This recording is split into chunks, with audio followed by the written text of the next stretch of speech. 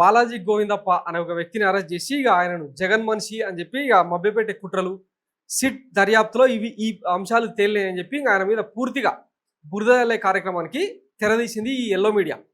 అసలు సిట్ అధికారులు ఏం చెప్పారు, సుప్రీంకోర్టు ఏం సీరియస్ వార్నింగ్ ఇచ్చింది, ఇవన్నీ నిన్ననే డీటెయిల్గా మాట్లాడుకున్నాం కదా. ఇంకా ఆ సుప్రీంకోర్టు ఆదేశాలను కానీ సుప్రీంకోర్టు అక్షింతలను కానీ ఈ పచ్చపత్రికలు పట్టించుకోకుండా ఎట్లా రాస్తున్నాయి ఫస్ట్ ఇది మాట్లాడుకున్న తర్వాత అసలు మద్యం కుంభకోణంలో జరిగిందేంటి, జరుగుతున్నదేంటి డీటెయిల్గా చెప్పుకునే ప్రయత్నం చేద్దాం.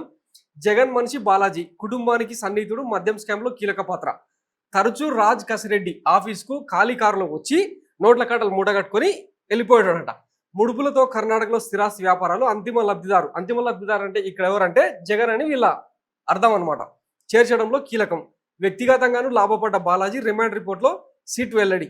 కస్టడీకి ఇవ్వాలని కోర్టుకు అభ్యర్థన, 20 వరకు రిమాండ్, జైలుకు తరలింపు. బాలాజీ గోవిందప్ప, ఇంకా కుసుమోహన్ రెడ్డి, ఇతర వ్యక్తులందరూ మూటగట్టుకుపోయి ఇంకా బిగ్ బాస్కు ఇచ్చిరని చెప్తే ఇంకా జనం నమ్మాలి.